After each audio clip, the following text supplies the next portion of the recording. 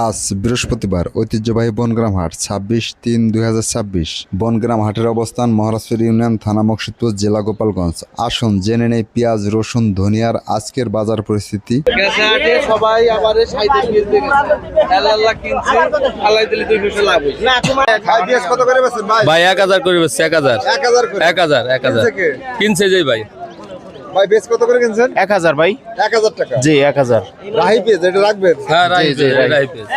এটা রাই পেঁয়াজ। দর্শক এটা রাহি পেঁয়াজ। ভাই কত করে কিনছেন ভাই? 800 বেচছে কিডা? কাকা কত করে বেচছেন? 800 কাকা 800 টাকা। কত করে বেচছেন? 800। হ্যাঁ 800।